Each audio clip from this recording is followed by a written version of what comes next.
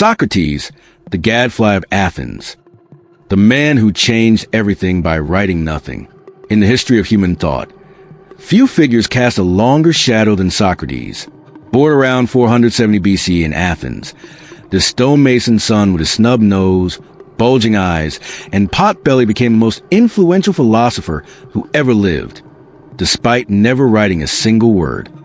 His entire legacy consists of conversations, questions, and the example of a life lived in relentless pursuit of truth and virtue. Yet from these conversations emerged Western philosophy itself, a new way of thinking about ethics, knowledge, and examine life that would transform civilization. Socrates stands at the dividing line of Greek philosophy. Before him came the pre-Socratics, thinkers like Thales, Heraclitus, and Democritus, who speculated about the fundamental nature of reality, the origin of the cosmos, and the composition of matter. After him came Plato, Aristotle, and the great philosophical schools that would dominate intellectual life for centuries. Socrates turned philosophy away from questions about the physical world toward questions about human life. How should we live? What is virtue? What is justice? What does it mean to be good? This shift was so profound that the 20th century philosopher Karl Jaspers identified Socrates as one of the paradigmatic individuals who fundamentally alter human consciousness. Like Buddha, Confucius, and Jesus, Socrates didn't just teach new ideas. He embodied a new way of being human, one centered on critical self-examination, rational inquiry, and moral integrity even unto death. Yet for all his influence, Socrates remains elusive, almost mysterious. We possess no writings from his own hand. Everything we know comes from others, primarily his devoted student Plato, whose philosophical dialogues feature Socrates as the main character, the historian Xenophon, who presented a more conventional, less philosophically sophisticated Socrates, the playwright Aristophanes, who satirized him viciously in the clouds, and later sources like Aristotle and the biographer Diogenes Laertius. These sources disagree about significant details, creating what scholars call the Socratic problem, the difficulty of separating the historical Socrates from the literary character created by his followers. Early life, the stonemason philosopher. Socrates was born in the demi-district of Alapis in Athens, the son of Sophroniscus, a stonemason or sculptor, and Phaenarete, a midwife. His mother's profession would later provide him with one of his favorite metaphors. He described his philosophical method as intellectual midwifery, helping others give birth to ideas already within them rather than implanting his own. He grew up in the Athens of Pericles, the golden age when the city reached the zenith of its political power, cultural achievement, and democratic experiment. The Parthenon was being built. Tragedians like Aeschylus, Sophocles, and Euripides staged profound explorations of fate, justice, and divine will. Democracy flourished in the assembly where citizens debated war, peace, and policy. Into this vibrant, contentious, intellectually alive city, young Socrates absorbed the values of citizenship, public debate, and the Athenian love of wisdom. In his youth, Socrates learned his father's craft of stonework and may have practiced it for some time. Ancient sources mention that he carved the three graces that stood at the entrance to the Acropolis, though this attribution is uncertain. What is certain is that he received the education typical of an Athenian citizen: reading, writing, music, poetry, and gymnastics, though perhaps not the highest level reserved for aristocrats. As a young man, Socrates was drawn to the natural philosophy popular in his day. He studied the theories of Anaxagoras, who taught that mind, nous, order the cosmos, and the ideas of Archelaus about the origins of human civilization. But he eventually turned away from these physical speculations, finding them unsatisfying. In Plato's Phaedo, Socrates explains his disappointment. The natural philosophers could describe how things worked, but not why they existed, not what purpose they served, or what made them good. This dissatisfaction led him to his characteristic focus on ethical and conceptual questions rather than physics or cosmology. The Delphic Oracle, a mission from Apollo. According to Plato's Apology, our primary source for Socrates' trial, a pivotal moment came when Socrates' friend Chaerephon traveled to the oracle at Delphi and asked whether anyone was wiser than Socrates. The Pythia, Apollo's priestess, answered that no one was wiser. When Socrates heard this pronouncement, he was bewildered. He claimed to know nothing. How could he be the wisest? Determined to refute the oracle, for oracles could not lie, Socrates began interrogating those reputed to be wise. Politicians, poets, and craftsmen. What he discovered astonished him. The politicians thought themselves wise about governance, but couldn't define justice or explain their principles coherently. The poets created beautiful works, but couldn't explain what made them beautiful or what their poems truly meant. Even the craftsmen, who genuinely possessed technical knowledge, presumed this expertise extended to matters beyond their craft. Socrates concluded that the oracle was correct in a paradoxical way. He was wisest because he alone recognized his own ignorance. The others thought they knew things they didn't actually understand. At least Socrates knew that he didn't know. This realization became his mission, to expose false claims of wisdom, to show his fellow Athenians that they didn't understand the concepts. Justice, courage, piety, virtue, they confidently discussed every day. This mission made Socrates both beloved and hated. Young men from wealthy families flocked to him, delighted to watch him dismantle the pretensions of their elders. They tried to imitate his method, questioning their parents and teachers, creating social friction. But those Socrates questioned, powerful politicians, respected poets, successful craftsmen, found the experience humiliating and came to resent the strange, poor philosopher who made them look foolish before their students, sons, and peers.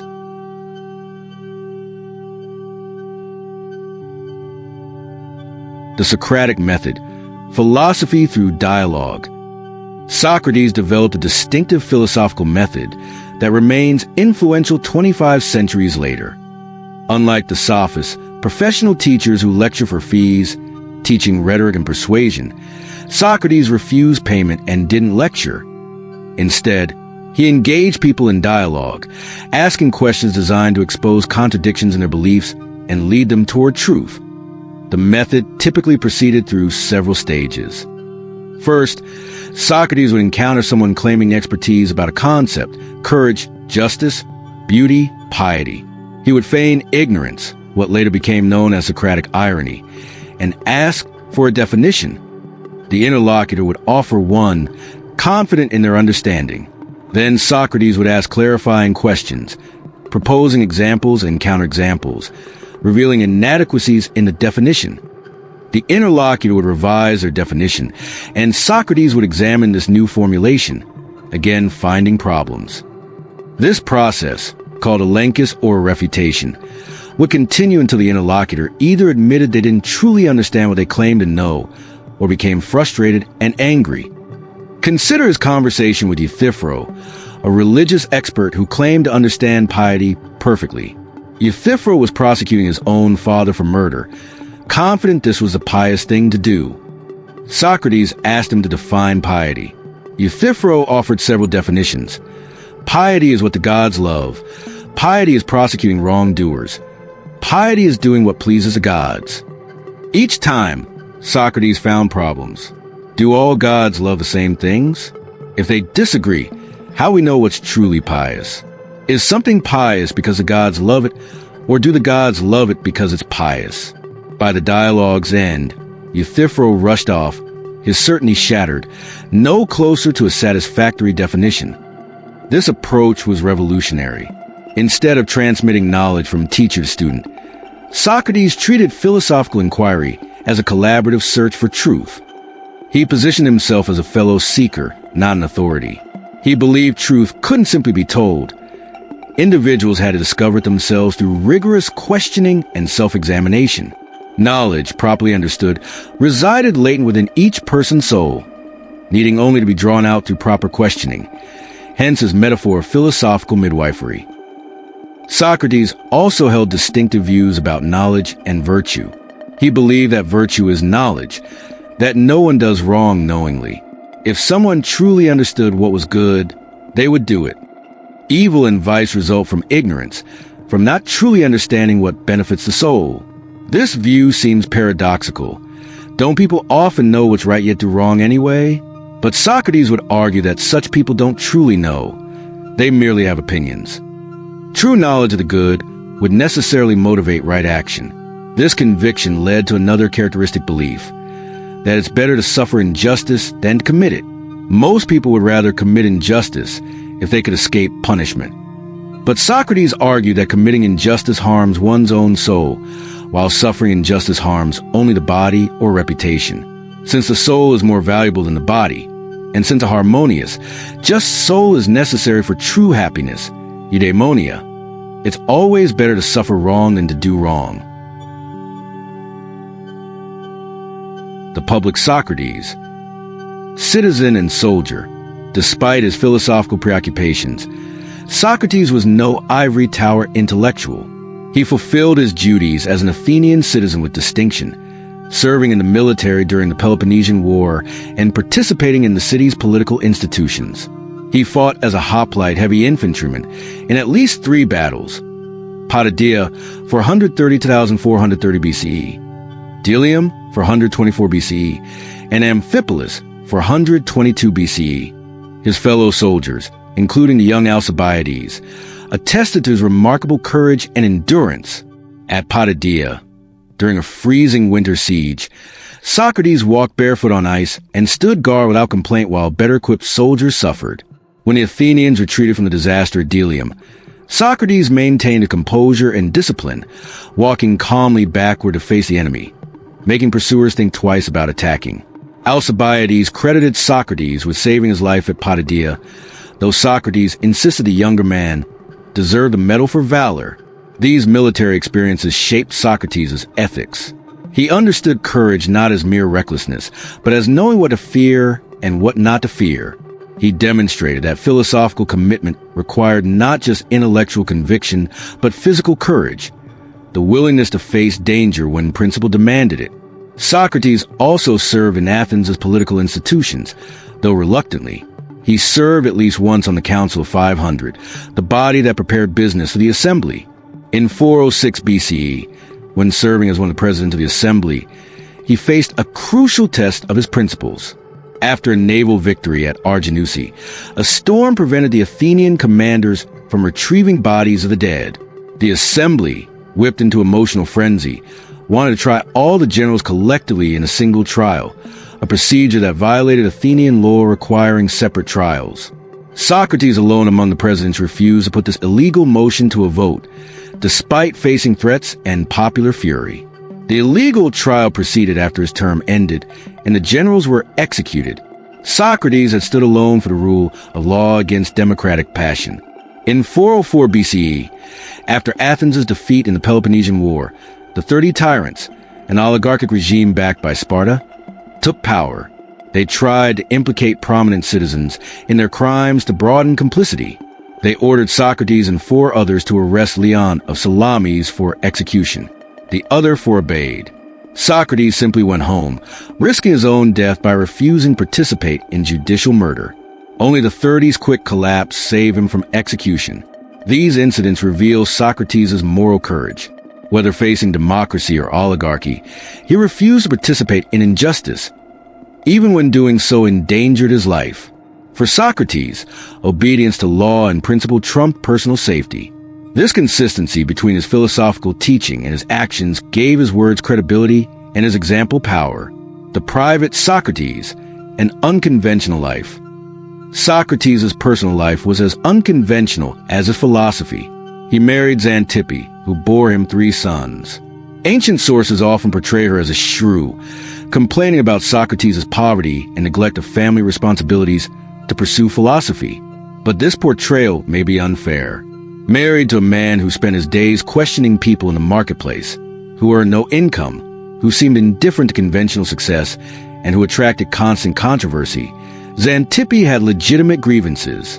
Socrates himself reportedly said that living with Xantippe was good training for dealing with difficult people, hardly a romantic view of marriage, but perhaps a practical one. Socrates lived in deliberate poverty. He wore the same simple cloak year-round, went barefoot even in Athens' cold winters, and owned almost nothing. He claimed to have no need for luxuries, finding them distracting from philosophical inquiry. At symposia, drinking parties, he could drink everyone under the table yet never appeared drunk. His mind remained clear no matter how much wine he consumed, a feat that amazed and unsettled his companions. His appearance was notoriously ugly by Greek standards, which valued physical beauty. He had a snub nose, protruding eyes, thick lips, and a pot belly. Features Alcibiades compared to Satyr or Silenus, the drunken companions of Dionysus. Yet this physical ugliness somehow enhanced his appeal. He possessed an erotic magnetism that drew beautiful young men to him, though he consistently subordinated physical desire to philosophical conversation and intellectual connection. Socrates also reported experiencing a daimonion, a divine sign or inner voice that warned him away from certain actions but never told him what to do positively. This wasn't the voice of a god commanding obedience, but a peculiar personal experience, a kind of moral intuition or conscience. The daimonion prevented him from entering politics fully, warned him away from certain decisions, and became part of the charges against him, introducing new divinities and corrupting the youth. He spent his days in Athens' public spaces, the agora, marketplace, the gymnasiums, the workshops, engaging anyone willing to talk. He had no school, charged no fees, claimed no disciples. Yet he attracted a following of devoted young men, mostly from aristocratic families, who found in him an alternative to conventional Athenian values of wealth, power, and reputation. They watched him question generals, politicians, poets, and craftsmen. They tried to imitate his method, and some of them, like Alcibiades and Critias, would play significant, destructive roles in Athenian history, contributing to the suspicion that fell on their teacher.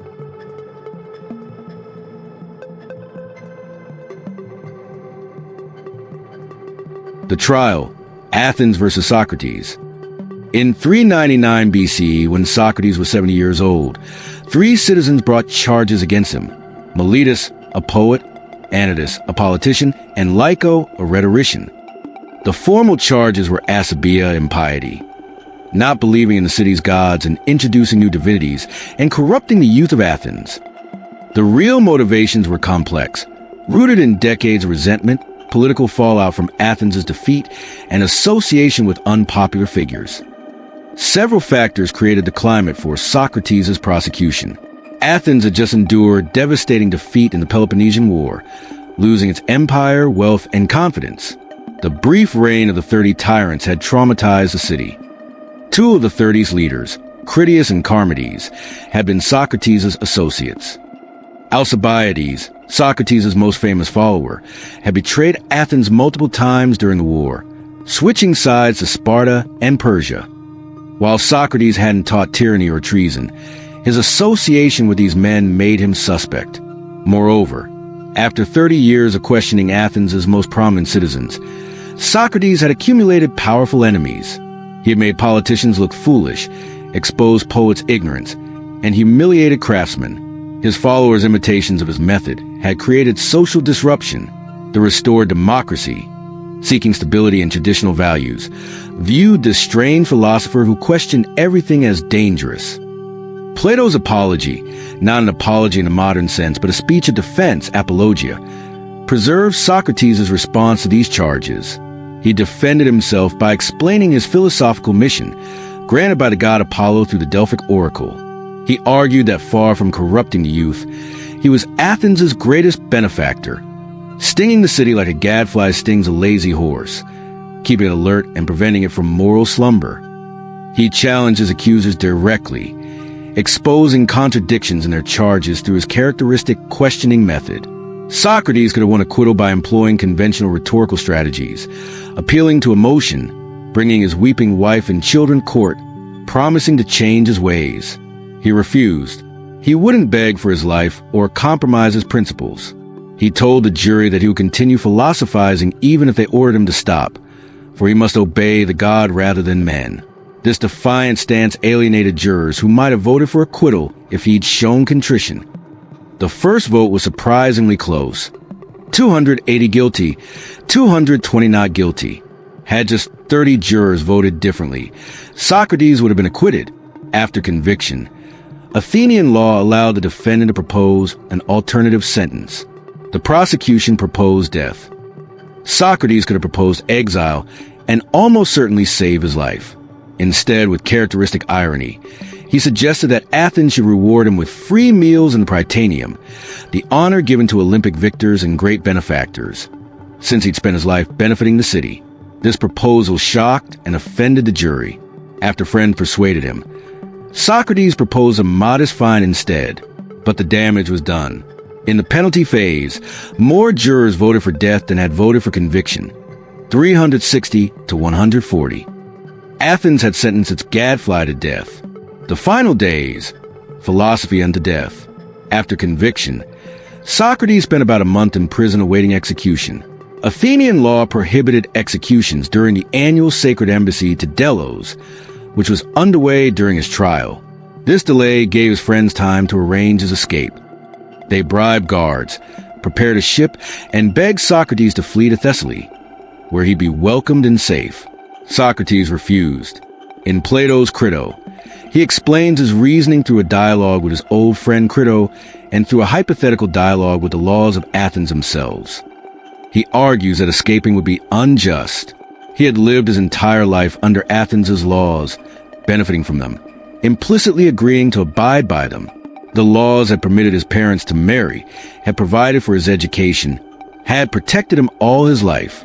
To break them now because their verdict displeased him would be to treat the laws as enemies to be violated when convenient rather than as authoritative agreements to be honored. Moreover, escaping would suggest he feared death more than injustice. It would undermine everything he'd taught. That death is not the worst evil, that it's better to suffer injustice than to commit it, that the soul's health matters more than the body's preservation. To flee would be to admit that his life's philosophy was mere talk, abandoned when genuinely tested. Socrates' friends couldn't argue with this reasoning, though it broke their hearts. They spent the final days discussing philosophy with him, particularly the soul's immortality. Plato's Phaedo, purporting to record these final conversations, presents Socrates offering arguments for the soul's immortality and discussing the philosopher's preparation for death. Philosophy itself, Socrates suggests, is practice for dying, learning to separate the soul from bodily concerns and desires, focusing on eternal truths rather than temporary pleasures. On the execution day, Socrates spent his time in philosophical conversation. When the jailer brought the cup of hemlock, the poison used for execution, Socrates asked about the procedure, learned he should walk until his legs felt heavy, then lie down, and drank the poison calmly, without hesitation or fear. As the numbness spread from his feet upward, he continued talking with his friends. His last words, addressed to Crito, were, "We owe a cock to Asclepius. Pay the debt and don't forget." Asclepius was the god of healing. Offering him a cock was customary after recovery from illness. Socrates' final statement suggested he viewed death as a healing, a recovery from the sickness of embodied existence, a philosophical position maintained literally to his last breath. His friends wept. Socrates chided them, saying he'd sent the women away to avoid such lamentation. A philosopher shouldn't fear death, but should face it with calm courage. As the poison reached his heart, Socrates' body convulsed once, and he was gone. Plato concludes a Phaedo with a simple statement. Such was the end of our friend, a man who, we would say, was of all those we had known the best, and also the wisest and the most just.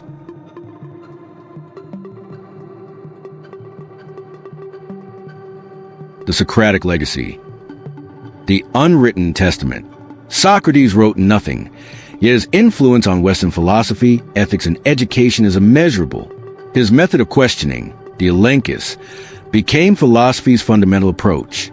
His turn toward ethics and away from natural philosophy refocused philosophy on human concerns.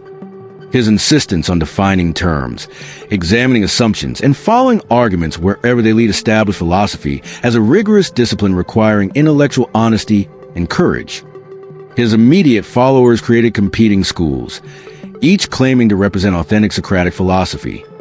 Plato founded the Academy and developed Socrates' ideas into a comprehensive philosophical system incorporating metaphysics, epistemology, ethics, and political philosophy. Antisthenes emphasized Socratic self-sufficiency and virtue, founding cynicism, which influenced Stoicism.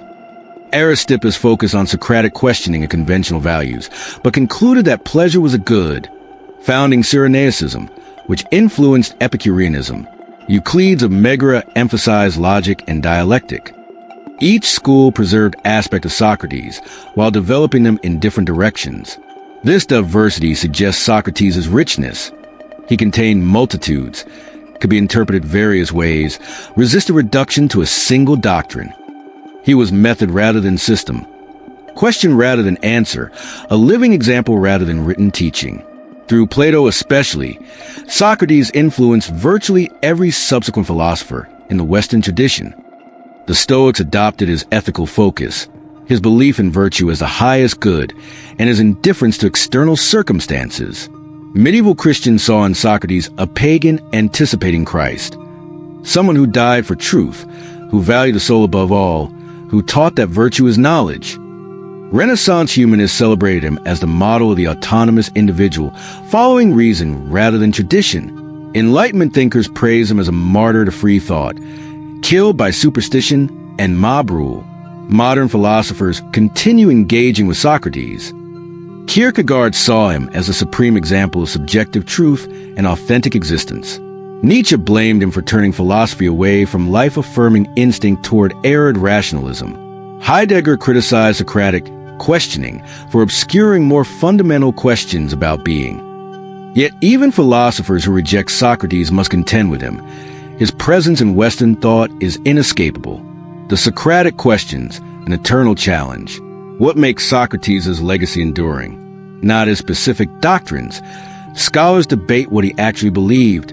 Not his writings. He left none. Rather, his example and his questions.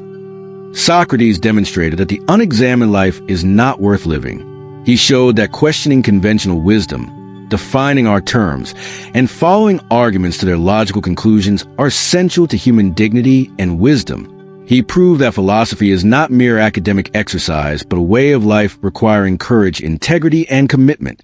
His fundamental question, how should we live, remains as urgent today as in ancient Athens. What is justice? What is virtue? What is the good life? These aren't questions we've answered and moved beyond. Each generation must address them anew. Each individual must examine their own beliefs, question their assumptions, and seek to understand rather than merely to hold opinions. Socrates also embodied the tension between the individual and society. He was a loyal citizen who fought for Athens, obeyed its laws, and accepted its verdict. Yet he was also the critic who exposed the city's errors, questioned its values, and insisted on following reason rather than popular opinion. He showed that true patriotism might require challenging one's country, that loyalty to truth trumps loyalty to conventional wisdom, that integrity sometimes demands standing alone against the majority. His death raised questions that resonate across centuries. Can society tolerate radical questioning of its foundations? Should the individual submit to unjust laws? Is martyrdom for principle rational or fanatical? Different ages and individuals answer differently. But Socrates' example frames these debates. Perhaps most importantly, Socrates demonstrated the possibility and necessity of philosophical friendship, communities of inquiry united by shared commitment to truth rather than shared opinions. His conversations created spaces where ideas could be examined honestly, where status didn't determine whose arguments prevailed, where admitting ignorance was wisdom's beginning. This model of intellectual community, democratic yet rigorous, open yet demanding, remains philosophy's ideal.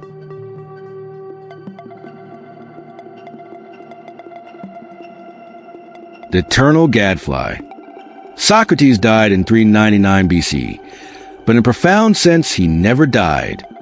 Every time students gather to discuss philosophy, every time someone questions an assumption or examines an argument, every time a person chooses principle over convenience or truth over popularity, Socrates lives. His method survives in every philosophy classroom. His questions echo in every ethics discussion. His example inspires everyone who values truth above comfort. We possess no certain knowledge of what the historical Socrates actually said or believed. The Socratic problem, distinguishing the historical figure from his literary representations, may be insoluble, yet this uncertainty is perhaps fitting. Socrates himself claimed to know nothing. He didn't offer doctrines, but asked questions. He didn't write books that could freeze his thought into fixed positions. Instead, he engaged in living dialogue, adapted his approach to each interlocutor, following arguments wherever they led. What we have is better than certainty about historical details. We have the Socratic ideal, the model of the philosophical life. This life pursues wisdom through rigorous questioning, values integrity over life itself, maintains courage in the face of death, and finds in rational dialogue the highest human activity. Whether this ideal perfectly matches the historical Socrates matters less than that it exists, inspiring and challenging us. The Athenians could execute Socrates' body, but they couldn't silence his questions. Those questions about justice, virtue, knowledge, the good life, transcend any particular time or place. They address the human condition itself. As long as humans seek to understand themselves and their world, as long as we question inherited assumptions and examine our lives, Socrates' voice will continue speaking. The gadfly will continue stinging. The midwife will continue helping us give birth to ideas we didn't know we possessed. In condemning Socrates, Athens thought it was eliminating a troublesome questioner. Instead, it created philosophy's founding martyr, ensuring his immortality not through monuments or writings, but through the example of life lived in passionate pursuit of truth and virtue. 24 centuries later, that example still challenges us. Are we living examined lives? Do we value truth above comfort? Are we willing to follow arguments wherever they lead, even when conclusions disturb us? Can we face death with courage, principles intact? These are Socratic questions. And in asking them, we become as students, participants in the eternal dialogue that constitutes philosophy itself. The gadfly still stings. The questions still challenge. Socrates still lives. In every honest question, in every rigorous examination, in every choice of principle over convenience, in every life devoted to wisdom rather than mere opinion. That is his legacy, not answers, but the eternal imperative to question, to examine, to seek wisdom, and to live accordingly, whatever the cost.